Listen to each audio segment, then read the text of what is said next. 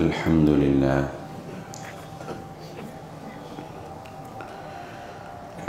لله نحمده ونستعينه ونستغفره ونؤمن به ونتوكل عليه ونعوذ بالله من شرور أنفسنا ومن سيئات أعمالنا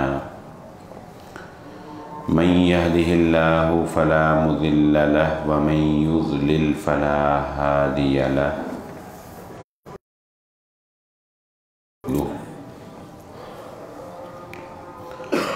اللهم صل على محمد وعلى آل محمد كما صليت على إبراهيم وعلى آل إبراهيم إنك حميد مجيد اللهم بارك على محمد وعلى آل محمد كما باركت على إبراهيم وعلى آل إبراهيم إنك حميد مجيد رب اشرح لي صدري ويسر لي أمري واحلل عقدة من لساني يفقهوا قولي سبحانك لا علم لنا إلا ما علمتنا إنك أنت العليم الحكيم أما بعد فإن خير الحديث كتاب الله وخير الهدي هدي محمد صلى الله عليه وسلم وشر الأمور محدثاتها وكل محدثة بدعة وكل بدعة ضلالة وكل ضلالة في النار فأعوذ بالله من الشيطان الرجيم بسم الله الرحمن الرحيم قال الله تعالى في القرآن المجيد إن الذين يحبون أن تشيع الفاحشة في الذين آمنوا لهم عذاب أليم في الدنيا والآخرة والله يعلم وأنتم لا تعلمون قابل صد احترام حاضرین مجلس، محترم مکرم سامعین اکرام، ہر قسم کی تعریفات اس خالق مالک ارض و سماوات کے لیے اور لاکھوں کروڑوں درود و سلام آپ محمد مصطفیٰ صلی اللہ علیہ وآلہ وسلم کی ذات اقدس پر۔ سورہ نور کی آیت نمبر 19 ہے جو میں نے آپ کے سامنے پڑھی ہے۔ دو تہوار جو اس وقت پاکستان کے اندر نمایاں طور پر نظر آ رہے ہیں، ایک تو یہ الحمدللہ شکر ہے کہ یہ پتنگ بازی کا جو تہوار تھا یہ قدرے دم توڑتا نظر آ رہا ہے۔ اس میں جانوں کا ضیاع اور جس طرح سے فضولیات کو فروغ مل رہا تھا، یہ اسلامی معاشرے کی اور اسلامی تہذیب کی توہین کی طرف اب بہت تیزی سے گامزن تھا۔ اس لیے اس تہوار کا ختم ہو جانا اور اس تہوار کے نقصانات سے بچ جانا ہی بحیثیت قوم اب ہمارے لیے ضروری ہے۔ دوسرا ایک تہوار جو ویلنٹائن کے نام سے مشہور و معروف ہے، اس کا بھی سد باب بہت ضروری ہے، کیونکہ نوجوان نسل کے اندر اس تہوار کی ترغیب بھی بڑھتی ہوئی نظر آتی ہے۔ ویسے بھی شروع سے ہی انسانیت کا یہ المیہ رہا ہے کہ برائی بہت تیزی سے پروان چڑھتی ہے اگر اس کو کاٹا نہ جائے، اگر اس کو سد باب نہ کیا جائے، اگر اس کو روکا نہ جائے۔ تو آپ نے دیکھا ہوگا زمین میں خود رو جڑی بوٹیاں جو لہلہاتی فصل کو خراب کرتی ہیں وہ خود بخود اگتی ہیں اور بہت تیزی سے پھیل جاتی ہیں۔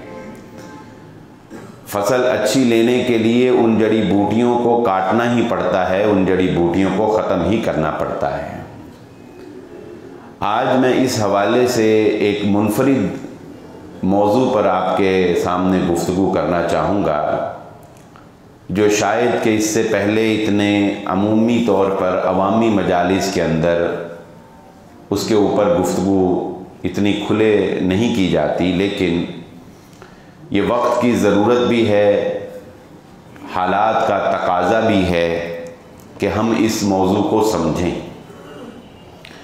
اس موضوع کا آغاز کہاں سے ہوتا ہے کہ جب باقی دنیا کی طرح پاکستان کے اندر بھی بچوں کے ساتھ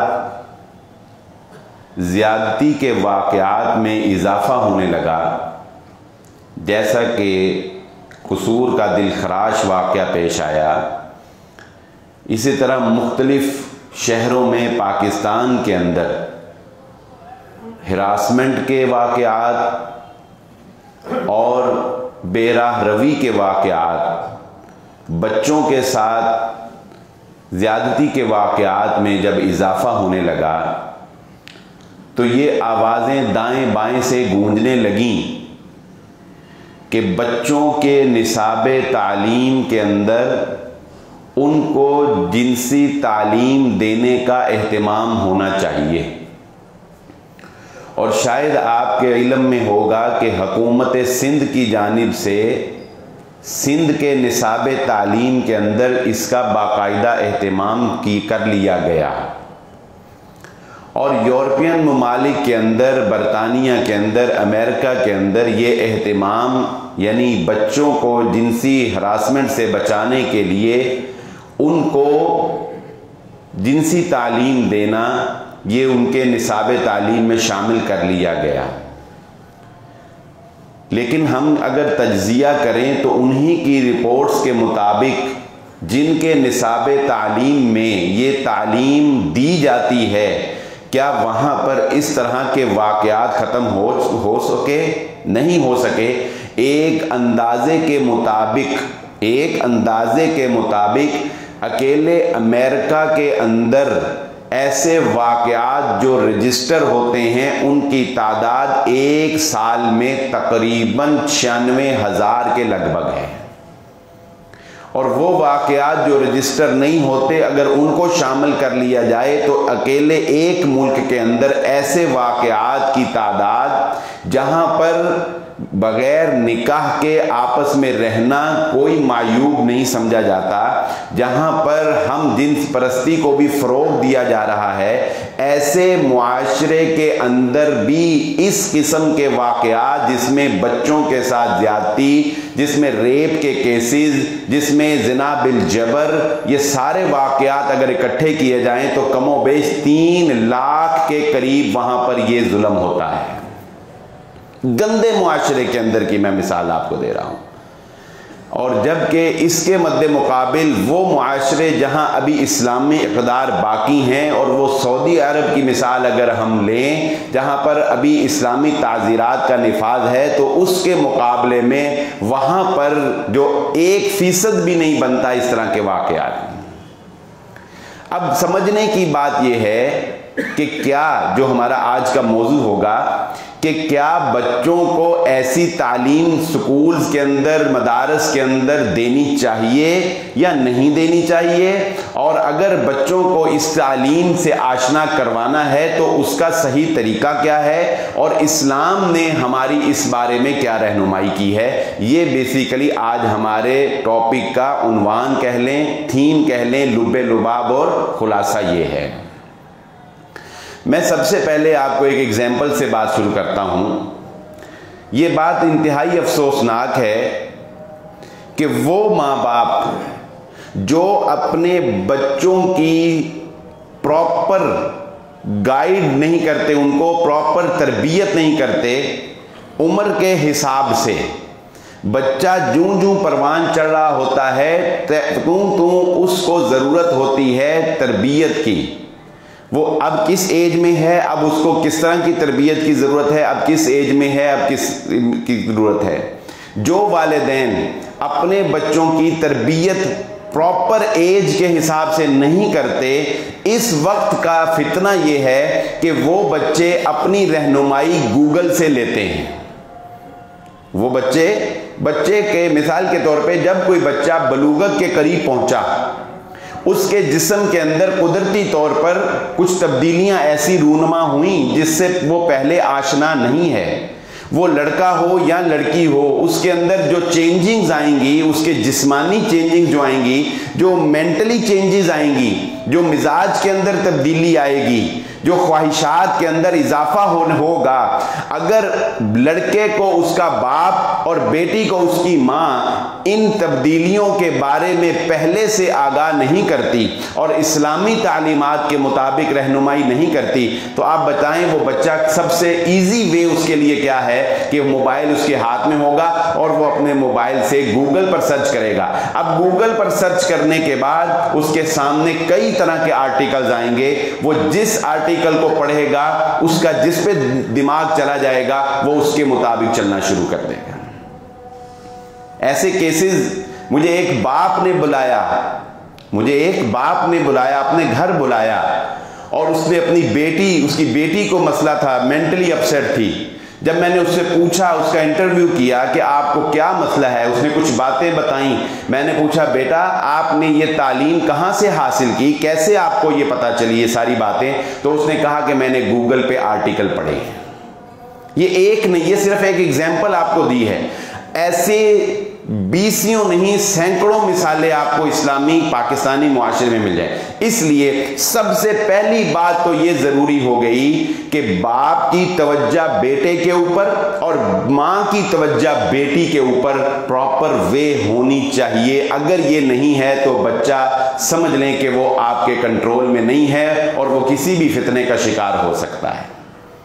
आप किसी भी टीचर से पूछें, स्कूल्स, कॉलेजेस, स्कूल्स के अंदर बिलखुसूस पेरेंट्स डे का इत्तिमाम होता है, आप विजिट करें स्कूल्स का और किसी भी टीचर से पूछें, वो टीचर आपको ये गवाही देगा कि वो बच्चा जिसका बाप उसकी प्रॉपर निगरानी कर रहा है, मदर डे के ऊपर बाप आता है, बाप चेक रखता है, बाप को पता है बेटे की कारकर्दगी क्या है, जिन बच्चों के ऊपर बाप की गिरफ्त है वो बच्चे कंट्रोल्ड हैं, मुहज्जब हैं, संजीदा हैं, बाअखलाक हैं, बाकिरदार हैं। जिन बच्चों के ऊपर बाप का कंट्रोल नहीं है वो बच्चे इसके बरक्स बद अखलाक भी हैं, कमजोर भी हैं, नालायकी की तरफ भी हैं।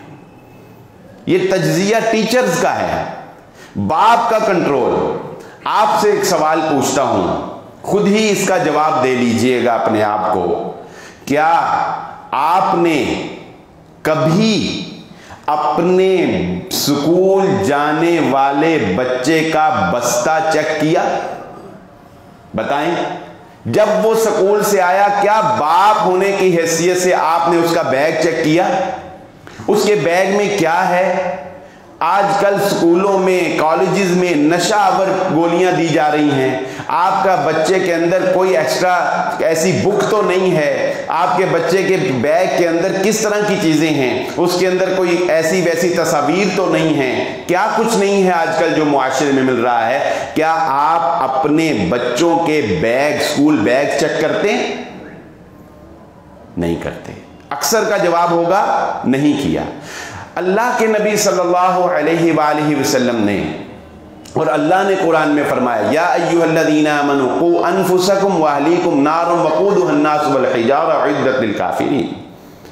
कहीं अल्लाह के नबी सल्लल्लाहु अलैहि वसल्लम ने यह नहीं कहा कि अपने बच्चों के ऊपर एतमाद करो, अपने बच्चों पर यकीन करो। अल्लाह के नबी सल्लल्लाहु अलैहि वसल्लम ने तालीमात दी, अपने बच्चों की निगरानी करो, अपने बच्चों की निगरानी करो, बच्चों के ऊपर एतमाद ना करो। उनका जहन कमजोर है, कोई भी फिसला सकता है, किसी वक्त भी फिसल सकते हैं, प्रॉपर गाइडलाइन नहीं होगी, बच्चा फिसल जाएगा। आप बताएं, एक और एग्जाम्पल से मैं मिसाल से बात समझाता हूं। अल्लाह के नबी सल्लल्लाहु अलैहि वसल्लम फरमाते हैं, या माशर शबाब मन इस्तताअ मिनकुमुल बाअता फलयतज़व्वज। ए नौजवानों की जमात, जो कोई तुम में से ताकत रखता हो, बालिग हो जाए, ताकत रखता हो ताकत से मुराद माली इस्तेताअत, वसाइल, जिस्मानी, जो कुछ शादी के लिए बुनियादी ज़रूरी चीज़ें होती हैं, जब वो ताकत रखता हो फल्यतज़व्वज, उसे चाहिए कि वो निकाह कर ले। अच्छा, मैं कहता हूँ आपके पास असबाब नहीं हैं, आपके पास असबाब नहीं हैं, आपका बच्चा 17 का हो गया, 18 का हो गया, 20 का हो गया, 22 का हो गया, आप कहते हैं कि अभी मैं अपने बच्चे की शादी नहीं करना चाहता, कुछ कई वजूहात हैं, मुआशरा इजाज़त नहीं देता, रिश्ता पसंद नहीं आ रहा, माली तौर पे बच्चा स्टैंड नहीं है, और कई वजूहात हो सकती हैं, हम मानते, मान लिया बच्चे की शादी टाइम पे आप नहीं कर रहे, आप उसको लेट कर रहे हैं, चलो अच्छी बात है, आपके मसले होंगे, जब मसले हल होंगे तब कर दीजिएगा, लेकिन आपने उसकी सेकंड ऑप्शन की तरफ कभी गौर किया? सेकंड ऑप्शन क्या है? इस पर भी आपका 99% पेरेंट्स का जवाब नफी में होगा। सेकंड ऑप्शन क्या है? वो जवान है, उसके अंदर जो ख्वाहिश है उसको आप दबा नहीं सकते, कोई ऐसा फार्मूला, कोई ऐसा रिमोट नहीं है कि आप उसके बदन की जो ख्वाहिश फितरी है आप उसको कंट्रोल करके ख़त्म कर दें, उसको स्टॉप पर लगा दें, उसको 5 साल के लिए मौखर कर दें, नहीं कर सकते। दूसरा वे क्या है? अल्लाह के नबी सल्लल्लाहु अलैहि वसल्लम ने फिर ये भी इरशाद फरमाया, सलूशन भी बताया। पहले तो यह है कि बिला वजह शादी में ताखीर नहीं करनी चाहिए, लेकिन चलो हो रही है, सलूशन बताया। सलूशन क्या है? रसूलुल्लाह सल्लल्लाहु अलैहि वसल्लम ने फरमाया, अगर ये काम जल्दी नहीं कर सकते तो फिर तुम्हें चाहिए कि कसरत से रोजे रखा करो। आप मुझे बताएं, आप अपने बच्चे की शादी लेट कर रहे हैं, क्या कभी आपने रमजान के अलावा उसको रोजे रखवाए? कभी आपने इस नीयत के साथ कि मेरा बच्चा जवान है, इसकी ख्वाहिशात हैं, अल्लाह के नबी सल्लल्लाहु अलैहि वसल्लम की तालीम के मुताबिक अगर फितनों से बचना है, अगर इसकी ख्वाहिश को कंट्रोल रखना है तो मुझे इसको रोज़े रखवाने चाहिए, कम अज़ कम कुछ नहीं तो सोमवार का, जुमेरात का, 13 का, 14 का, 15 का, ये बुनियादी रोज़े, ये पहले दिन से ट्रेनिंग की ज़रूरत है। आपने क्या उसके बालिग होने के बाद उसको रोजे रखवाने की ट्रेनिंग दी? नहीं दी ना, तो फिर आप क्या मुजरिम नहीं है? फिर वो गुनाह करेगा तो क्या आपको उसका खुमियाजा नहीं भुगतना चाहिए? यकीनन आप जिम्मेदार हैं कि चलो शादी करने में तो आप मजबूर थे, रोजे रखवाने में तो आप मजबूर नहीं थे ना, लेकिन आपने इस चीज का भी एहतिमाम नहीं किया। पता क्या चला कि ये मुआशरे में ज़ाहरल फ़साद फ़िल बर्रि वल बहर बिमा कसबत अयदीन, ये इंसान के जो फसादात होते हैं, अल्लाह जुल्म नहीं करता, हमारे अपने कसूर हैं, हमारी अपनी कमियां हैं, हमारी अपनी कोताहियां हैं। हम जब तरबियत के लिए मैकेनिकों के हाथ में अपने बच्चे दे देंगे, हम जब अपने बच्चे, अपना जिस्म मैकेनिक के हाथ में दे देंगे तो वो इसको डेड कर देगा, वो इसको मार देगा। एक एग्जाम्पल से बात समझाता हूं। एक डॉक्टर साहब, जरूरत है इस बात की कि बच्चों को ये ट्रेनिंग दिलवाएं। ये तहारत के मसाइल हैं बेसिकली, जिन्हें अब जदीद तौर पे जिनसी मसाइल का नाम दिया गया है ना। इस्लाम ने तो अल्फाज भी अच्छे इस्तेमाल किए हैं। बेसिकली ये लफ्ज़ अच्छा नहीं है, मुझे इसलिए इस्तेमाल करना पड़ा कि मैं अगर ये इस्तेमाल ना करता तो आपको टॉपिक की समझ नहीं आनी थी, वगरना बेसिकली इस्लाम ने इसको किताबुत तहारा, तहारत के मसाइल के अंदर बयान किया है। अच्छा, एक मिसाल से बात को समझते हैं कि इंसानी जिस्म ये किसी मैकेनिक के हाथ में नहीं दिया जा सकता, ये उस खालिक और मालिक के मैंने बनाया है। इसका डॉक्टर ही अगर इसको ट्रीट करेगा तो इसको चलता रहने देगा, वगरना ये जमूद का शिकार हो जाएगा। हमारा मसला ये है, हम मैकेनिकों के हाथ में बच्चे दे रहे हैं। एक डॉक्टर अपनी गाड़ी ठीक करवाने के लिए एक मैकेनिक के पास जाता है। मैकेनिक उसके बोनट खोलता है, उसका इंजन देखता है, उसके वॉल शाल सारा कुछ चेक करता है, सारा जो भी एक ट्रीटमेंट है। जिस तरह गाड़ी के अंदर एक इंजन होता है, वॉल होते हैं ना, इसी तरह आप जानते हैं कि इंसान के जिस्म के अंदर भी एक इंजन, एक दिल है, इसके भी वॉल हैं। ये भी तकरीबन उससे मिलती जुलती टेक्नोलॉजी से गाड़ी जो है वो बनाई गई है। तो मैकेनिक डॉक्टर को कहता है कि डॉक्टर साहब देखें, आप भी वही काम करते हैं जो मैं करता हूं। डॉक्टर कहता है वो कैसे? उसने कहा देखिए, आप भी इंसानी जिस्म खोलते हैं, उसका दिल, उसकी ट्रीटमेंट करते हैं, उसकी सफाई करते हैं, उसकी ट्यूनिंग करते हैं, कोई वाल बंद है वो खोल देते हैं, सेट कर देते हैं, चेंज कर देते हैं। आप भी वही काम करते हैं और मैं भी एक मैकेनिक होने की हैसियत से इस गाड़ी के तकरीबन वही काम करता हूं, लेकिन मुझे मुआशरे में वो मर्तबा नहीं मिलता जो आपको मिलता है। आप डॉक्टर कहलाते हैं, आपको कदर की निगाह से देखा जाता है, आपकी हैसियत अखलाकी एतबार से लोगों के ज़हनों में एक मुकद्दस हैसियत है। मैं एक मैकेनिक हूं, चाहे दौलत मेरे पास आपसे ज्यादा हो, लेकिन मैं मैकेनिक हूं, आप डॉक्टर हैं। फर्क क्या है? डॉक्टर साहब बड़े हैरान हुए, थोड़ी देर खामोश रहे कि अजीब सा सवाल कर लिया इसने। डॉक्टर साहब ने कुछ देर सोचा और सोचने के बाद उसको कहने लगे कि यार काम एक कर तू, अगर तू एक काम कर ले ना तो तू भी मेरी तरह ऊपर आ जाएगा। उसने कहा जी वो क्या?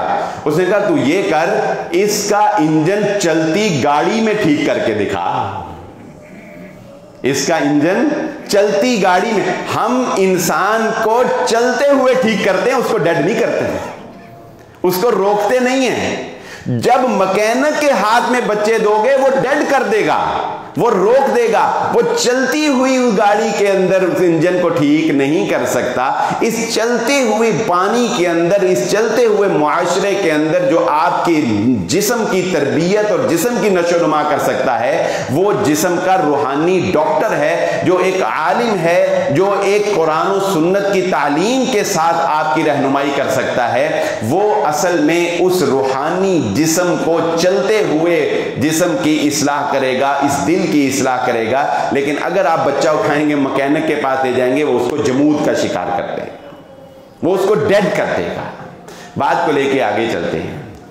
मुहम्मदुर रसूलुल्लाह सल्लल्लाहु अलैहि वआलिहि वसल्लम ने एक बहुत ही बारीक बात आज बयान करने लगा हूं, बहुत बारीक। इसको इंतहाई तवज्जो से सुनने की जरूरत है और सुनने से ज्यादा इस पर अमल करने की जरूरत है। और इस पर अमल करना आप कहेंगे कि बहुत मुश्किल है। आपने ये हदीस बारहा सुनी होगी कि अल्लाह के नबी सल्लल्लाहु अलैहि वआलिहि वसल्लम ने से जब एक सवाल किया गया पर्दे के अहकामात के बारे में कि अलहम्व, जिसे का आम तर्जुमा हम ये कहते हैं देवर, जिसका आम तर्जुमा हम क्या कहते हैं, करते हैं देवर। देवर के बारे में ए अल्लाह के नबी सल्लल्लाहु अलैहि वसल्लम आपका क्या ख्याल है? क्या देवर से पर्दा करना है या नहीं करना? बेसिकली सवाल ये था, सवाल ये था कि देवर से पर्दा खातून ने करना है या कि नहीं करना। अल्लाह के नबी सल्लल्लाहु अलैहि वसल्लम ने उसका जवाब दिया कि वो तो मौत है, वो तो मौत है। इसके मुख्तलिफ तर्जमे और मुख्तलिफ वजाहतें की जा सकती हैं। उन सब का लुब्बे लुबाब और खुलासा यही है कि ये बहुत ख़तरनाक रिलेशन है, ये बहुत ही ख़तरनाक रिलेशन है। अच्छा, अब अरबी ज़ुबान का अगर हम लुग़वी एतबार से देखें तो अलहम्द का जो लफ्ज़ है, इसका सही तर्जुमा सिर्फ देवर नहीं बनता है, इसका सही तर्जुमा ये बनता है हर वो रिश्ता, हर वो गैर महरम रिश्ता इंतहाई खतरनाक है जिसके साथ आपकी बेतकल्लुफी हो सकती है, जिसको जो आपके घर में दाखिल हो सकता है, जो आप तक पहुंच सकता है। वो हर रिश्ता बहुत खतरनाक है, उससे बचने की जरूरत है। इससे क्या मुराद है? दुनिया के अंदर जितने भी बदउनवानी के वाक़यात हुए हैं, यानी जितने भी बेराहरवी के वाक़यात हुए हैं, जब उनका तज्जिया किया गया तो उनमें से अक्सर वाक़यात वो कज़न्स के हुए आपस में। अक्सर वाक़यात किनके हुए? कज़न्स के। ये कज़न्स वाला मामला रसूलुल्लाह सल्लल्लाहु अलैहि वसल्लम ने फरमाया मौत है। मामू का बेटा, चाचा का बेटा, खाला का बेटा, फलां का बेटा, वो आपके घर में आ सकता है ना, रोकते तो नहीं ना उसको, वो आपके घर में आ सकता है, बार बार आ सकता है। उसका बार बार आना और आपके बच्चों का पर्दा ना करना, उसका आपके बच्चों के साथ करीब होना, आपके बच्चों का उनके साथ करीब होना, ये कज़न्स का आपस में रिलेशन जो है, अगर इसको इस्लामी तालीमात के मुताबिक कंट्रोल नहीं किया जाता तो ये सबसे बड़ी गुनाह की जड़ बनता है। जिसके साथ आपकी फ्रैंकनेस हो ही नहीं सकती, एक बात है कॉमन सी, जिसके साथ आपकी फ्रैंकनेस हो ही नहीं सकती, उसके साथ क्या आपका आंख मटक्का होगा? उसके साथ गुनाह के चांसेस बहुत कम हो जाएंगे। जिसके साथ रिलेशन बन सकता है उसके साथ गुनाह के चांसेस, लेकिन हम लोग मुरव्वत के अंदर अपने बच्चों का नुकसान करते हैं कि अगर इसको कहा कि अपने बच्चों को मेरे बच्चों से दूर रखो तो वो भाई नाराज हो जाएगा। अगर इसको कहा कि नहीं अब मेरी बच्चे जो है बड़े हो गए हैं, तुम अपने बेटों को हमारे घर ना भेजा करो, तो बहन नाराज हो जाएगी। है कि नहीं? ये मसले, ये हमारे मुआशरे के मसले हैं, हम नहीं रोक सकते इस वजह से कि अगला नाराज हो जाएगा। लेकिन अल्लाह ताला सबकी इज्जतों की हिफाजत फरमाए। लेकिन जब वो बच्चा कहता है कि लो जी अब कर लो जो कुछ मर्जी, अब शादी होगी तो इधर ही होगी, फिर हम कहते हैं वो तेरे जोड़ का नहीं, वो ऐसे है, वो वैसे है, वो फलान है, फिर हम अपनी अना अपनी जिद को, लेकिन जब वो आपस में क्लोज हो रहे होते हैं उस वक्त हम उनका रास्ता नहीं रोक रहे होते। जबकि रसूलुल्लाह सल्लल्लाहु अलैहि वसल्लम ने ये बात इरशाद फरमा दी। कितनी एहतियात है दीन इस्लाम में, कितना मोहतात है हमारा दीन, इसलिए कि इस दीन का खालिक वो है, वो मालिक वो है, बनाने वाला वो है जिसने इस मशीनरी को बनाया है, वो इसके हर रमूज़ व औक़ाफ़ को जानता है। बच्चा जब 10 साल का हो जाता है, 7 साल का हुआ, उसको नमाज की तलकीन करना शुरू कर दो। उसको जब नमाज की तलकीन करोगे उसको तहारत का पता चलेगा, उसको पाकीज़गी का पता चलेगा, वो जवान होगा उसको पाकीज़गी के मसाइल का पता चलेगा। जब वो 10 साल का हो जाए, सगे 2 भाई, बात समझने की है, बच्चों का बिस्तर, अल्लाह के नबी सल्लल्लाहु अलैहि वसल्लम ने फरमाया बच्चों का बिस्तर अलग कर दो। सगे 2 भाई भी जब 10 साल के हो जाएं तो एक चारपाई पे एक दूसरे के साथ ना लेटें। हिफ्ज़े मा तक़द्दुम है, एडवांस चल रहा है दीन इस्लाम। बालिग तो होगा वो 14 साल की, 13, 14, 15 साल की उम्र में जाके, लेकिन अंदर चेंजिंग्स 10 साल के बाद शुरू हो जाएंगी। हार्मोन्स चेंज होना शुरू हो जाएंगे। जब हार्मोन्स चेंज होना शुरू हो जाएंगे, इस्लाम कहता है इसका बिस्तर अलग कर दो। हम क्या कर रहे हैं? बिस्तर अलग किए जा रहे हैं और हम कहते हैं कोई बात नहीं, 18, 19, 20 अभी बच्चे हैं, अभी बच्चे हैं, अभी बच्चे हैं। वो तो बच्चे हैं लेकिन हम तो बच्चे नहीं। वो तो शायद अपने बचपने की वजह से अल्लाह के यहाँ भी माजूर ही हो जाएं। हम माँ बाप की तरबियत जो है, याद रखें, अगर औलाद कोई गुनाह करती है और माँ बाप उसका सबब बनते हैं तो औलाद के गुनाह का उतना ही गुनाह उनको भी और उनके वालिदैन को भी होगा। उतना ही वालिदैन की भी उस वक्त उतनी ही गिरफ्त होगी, क्योंकि अल्लाह रब्बुल इज़्ज़त ने हमें निगरान बनाया। रसूलुल्लाह सल्लल्लाहु अलैहि वसल्लम ने फरमाया कुल्लुकुम राइन व कुल्लुकुम मसऊलुन अन रइयतिही, तुम में से हर कोई अपनी राया के ऊपर निगरान है और क़यामत वाले दिन उससे उसकी निगरानी के बारे में सवाल किया जाएगा। उससे उसकी निगरानी के बारे में कि तुमने अपने बच्चे की तालीम, उसकी तरबियत, उसके इस्लाह के लिए कौन सा निज़ाम इख्तियार किया था। और ये बात तो जब ऐसा मौजू आता है तो ये बात तो करना फ़र्ज़ है, ये बात तो करना फ़र्ज़ है कि इस जदीद दौर के अंदर बच्चे के मोबाइल को पासवर्ड लगा है और आपको इसका इल्म नहीं है तो आपसे बड़ा मुजरिम और कोई नहीं। कोई प्राइवेसी नहीं है इस्लाम के अंदर। बाप बेटे की क्या प्राइवेसी? کوئی پرائیویسی ایسی نہیں ہے کہ بیٹا یہ کہے کہ میری پرائیویسی اور میں اپنا موبائل آپ کو پکڑا نہیں سکتا۔ اگر بیٹا یہ کہہ دے نا کہ بابا میں اپنا موبائل آپ کو دکھا نہیں سکتا، پکڑا نہیں سکتا، تو سمجھ لو کہ تم نے کوئی تربیت نہیں کی، تم فیل ہو تربیت کے اندر۔ اگر بیٹی یہ کہہ دے کہ ماں میں آپ کو اپنا موبائل دے نہیں سکتی، میری پرائیویسی ہے، اگر بیٹی کے موبائل کے پاسورڈ کا علم ماں کو نہیں ہے، تو سمجھ لو کہ ماں نے کوئی تربیت نہیں کی ہے اس بیٹے کی، وہ بیٹی کی تربیت کرنے میں فیل ہے، وہ فیل ہے بیٹی کی تربیت کرنے کے اندر۔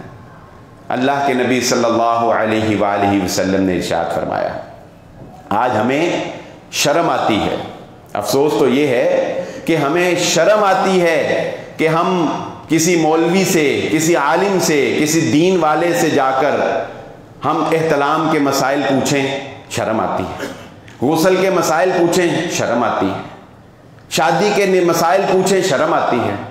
ہمیں شرم آتی ہے کہ ہم طہارت میں دین کے مسائل پوچھیں، لیکن گناہ کرتے ہوئے ہمیں کوئی شرم نہیں آتی۔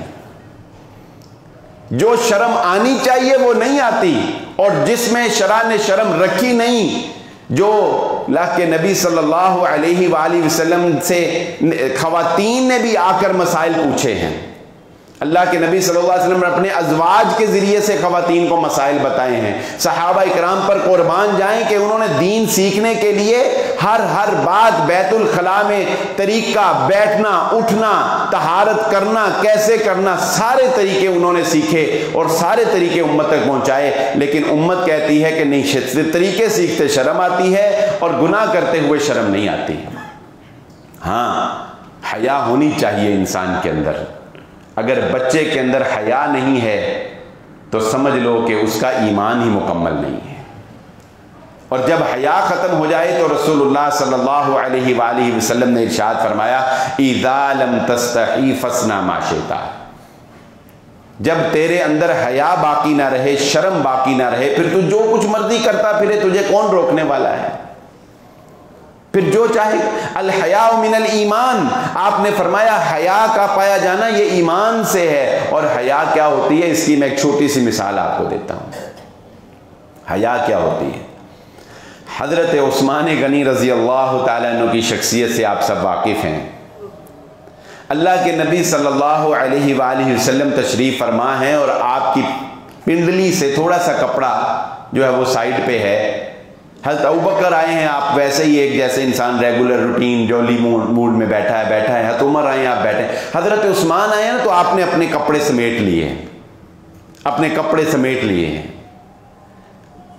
حالانکہ یہ قانون کے خلاف نہیں تھا، سطر انسان کا اوپر ہے، گھٹنے سے اوپر، اگر نیچے پنڈلی سے کپڑا ہٹا بھی ہے کوئی مسئلہ نہیں، لیکن کچھ چیزیں جو ہیں وہ ایکسٹرا آرڈنری کرنی پڑتی ہیں آگے جا کر۔ اللہ کے نبی صلی اللہ علیہ وسلم سے آپ کی زوجہ محترمہ نے پوچھا، یہ میں نے ایسا دیکھا کہ عثمان کے آنے پر خاص اہتمام کیوں کیا گیا؟ نبی صلی اللہ علیہ وسلم نے فرمایا، عائشہ میں اس سے کیوں نہ حیا کروں جس سے فرشتے بھی حیا کرتے ہیں۔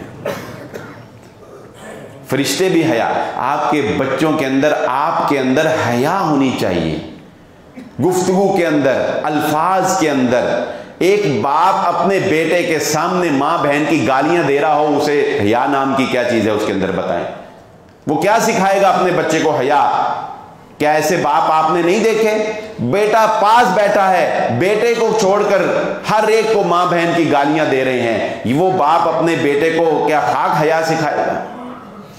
اس لیے یہ بگڑے ہوئے معاشرے کو الزام صرف کالج اور سکولوں کو نہ دیں، ویسے تو قصور ان کا بھی بہت ہے۔ وہ جو اقبال نے بڑے پیارے الفاظ کہے، یوں قتل سے بچوں کے بدنام نہ ہوتا، یوں قتل سے بچوں کے بدنام نہ ہوتا، افسوس کہ فرعون کو کالج کی نہ سوجھی۔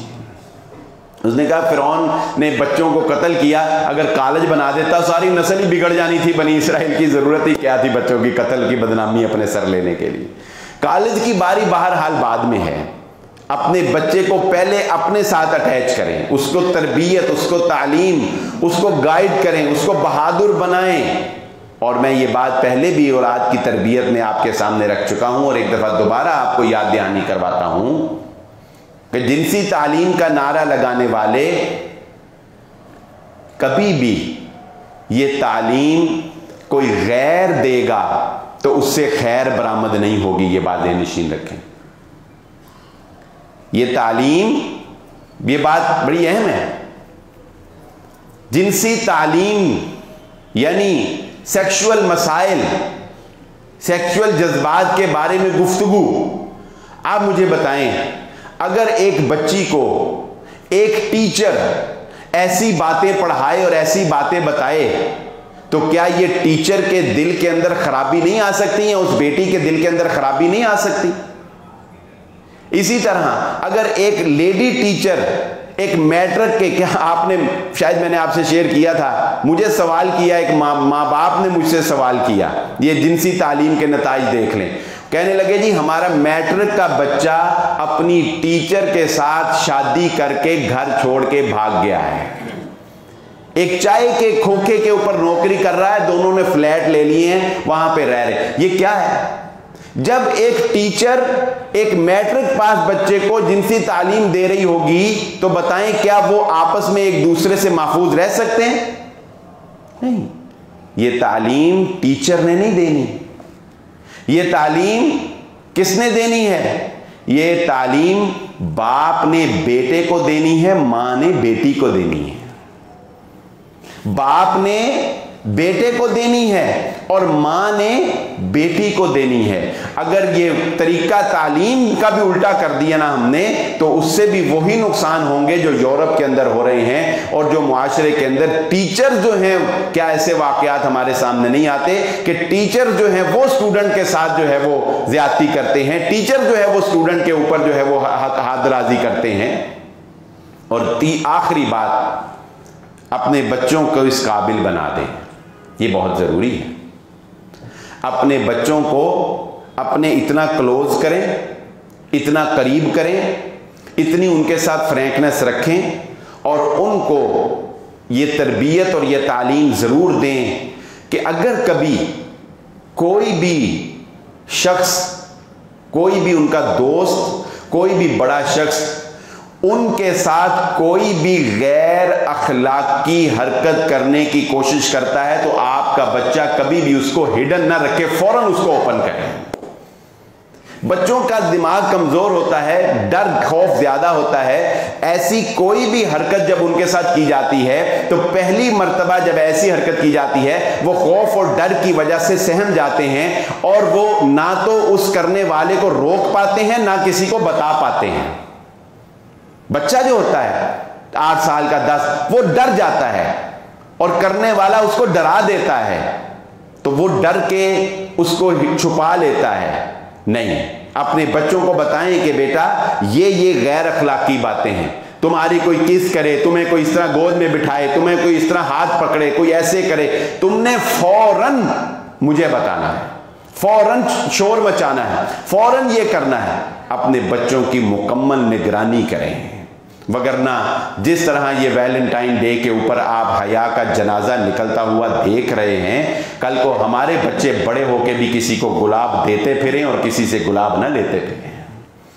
یہ گلاب دینا اور یہ گلاب لینا یہ حیا کا جنازہ ہے جو محمد الرسول اللہ صلی اللہ علیہ وآلہ وسلم نے ارشاد فرمایا تھا. جنت کی خوشبو بڑی دور سے آئے گی. جنت کی خوشبو، یہاں کسی نے عطر لگایا ہو نا، کوئی تیز قسم کا عطر، تو ایک دفعہ پوری فضا معطر ہو جاتی ہے اور وہ تو پھر جنت ہے. جنت کی خوشبو بڑی دور سے آئے گی، مگر اس لڑکی کو جنت کی خوشبو بھی نصیب نہیں ہوگی جو ایسا لباس پہن کر سامنے آتی ہے کہ جس لباس کو دیکھ کر مرد اس کی طرف اٹریکٹ کرتا ہے. ایسا لباس پہننے والی خاتون کہ جس کے لباس کی وجہ سے وہ مردوں کو اپنی طرف ان کی نظروں کو کھینچے، ایسی لڑکی، ایسی خاتون جنت کی خوشبو بھی نہیں پا سکے. دوسری بات، رسول اللہ صلی اللہ علیہ وآلہ وسلم نے ارشاد فرمائی خواتین کے بارے میں، وہ خاتون بھی جنت کی خوشبو نہیں پا سکے گی، وہ خاتون بھی جنت کی خوشبو نہیں پا سکے گی جو خود بھی किसी गैर मर्द की तरफ माइल होती है, माइल करने वाली भी और माइल होने वाली दोनों जन्नत की खुशबू से महरूम हो जाएंगी। और सारी तनकीद औरतों पे ही ना चली जाए तो एक बात ये भी ज़हन नशीन रख लें कि औरतों की तरफ से मौसूल होने वाले मसाइल में मेरे मोबाइल में इस वक्त कल के डेट के 3 सवाल हैं। कोई देखना चाहे मैं दिखा भी सकता हूं। 3 सवाल हैं कल की डेट में जो मेरे से किए गए। तीनों सवालों का लुब्बे लुबाब और खुलासा क्या है? शादीशुदा मर्द होने के बावजूद गैर औरतों से चैटिंग करता है, शादीशुदा मर्द होने के बावजूद गैर औरतों के साथ होटलिंग करता है, शादीशुदा होने के बावजूद दीगर सहेलियां बनाई हुई हैं। ये बेचारी खवातीन रो रही हैं, पीट रही हैं कि हमारे मर्द खराब हो गए। मर्द रो रहे हैं कि औरतें खराब हो गई। खराबी कहां है? सारे ही खराब हैं। दीन में बका है, दीन में निजात है। अल्लाह रब्बुल इज़्ज़त से दुआ है जो कहा और जो सुना समझने की और अमल करने की तौफीक अता फरमाए।